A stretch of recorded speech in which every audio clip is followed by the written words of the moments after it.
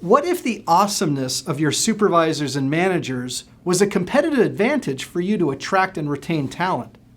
I'm Greg Schenkel, President of Unique Training and Development and Frontline Leadership Systems, and today I want to talk about something that you don't have to fluff up to make your company look good in recruiting, but it could actually make the difference in attracting and keeping great employees. What I'm talking about is having great supervisors and managers. Now, you'd probably agree during the recruiting process, you spend a lot of time and attention, and you certainly tell a story about your company and how exciting and good it is to work there. But if when one of the new employees comes in and they work for a supervisor or a manager who is just not that effective or good, you know that within probably a few days, they're making a decision in their mind like, did I make a terrible mistake here? Or is this a place I want to work for the next several months or days or hours in some cases, right? So how do you make your leadership team a competitive advantage in the recruiting process? Well, I think you could work on both the quality and the motivation and drive of your leaders so that they take their job seriously, that they want to do a great job, and they're also highly effective. And so we're going to suggest 3 steps to use leadership as a competitive advantage so that you can attract and retain the best talent. Tip number 1 is to assess the strengths of your existing leaders. So when you look at the leadership team now, how are they compared to what they possibly could be? Where are they really great right now, and where do they need to improve? Then that will lead into step 2, which is to define the gaps between their current level of behavior and performance and what they ideally should be for you to have an amazing culture where people want to work for your company. So when you define the gaps, that can help you understand, okay, what are the ways that we could use to close those gaps and make people even better? And that means that step 3 is to develop and close the gap between how your supervisors are now and how they need to be. Now, in most organizations, even when they've done a careful job of weeding out the bad leaders, they often still find that 10 to 15% of supervisors really don't have their heart in the role, and therefore they're not ready to be as effective of a leader as they could be. But in the end, you have to develop all of them so that you can see who rises to the top and takes their leadership role seriously. Part of this would also be deciding as a company that at every level that you will not put up with bad leadership and management. So that means you have to make some hard decisions because someone may have a lot of technical skills, but they may not be treating people right, and that could cause people to quit.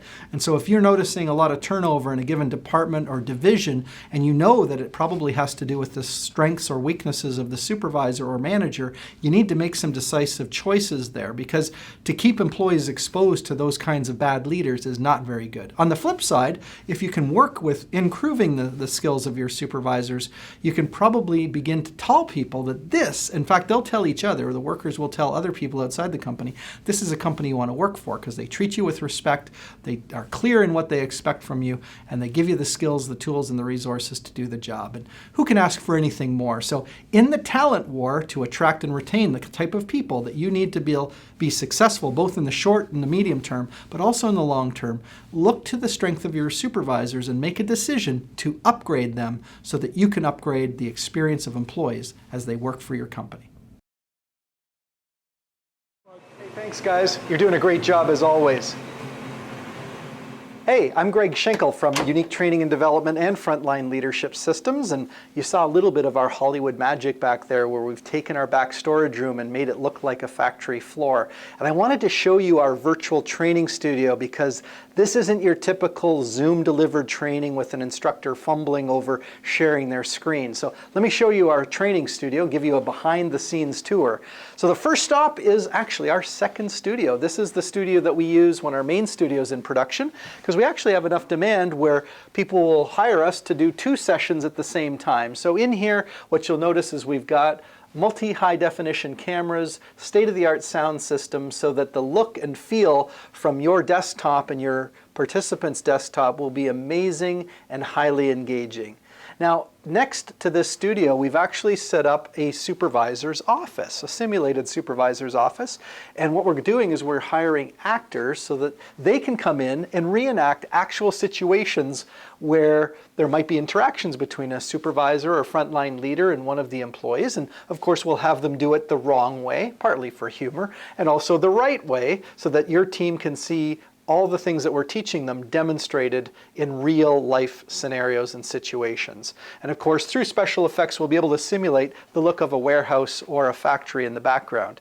Now, as we come down to our main studio here, I just want to stop at the production desk and show you how normally we have a two-person crew. Sometimes one of the people works remotely, but one person's station focuses on producing the Zoom event itself. So that's dealing with the participants, spotlighting, doing the polling through Zoom, and breakout sessions, all done from this machine. We also use external polling software and our video switcher, because we do have multi-camera inputs and different visual elements, so that we bring all that together here at the main video console. Now I'm going to go to where the instructors actually make the magic happen, here in front of the camera. And you'll notice that for us to see your team, we have a very large monitor here where we can keep tabs on your group and make sure they're interacting. We often call them out by name, so there's no like pausing to do all your emails while you're in a training session with us.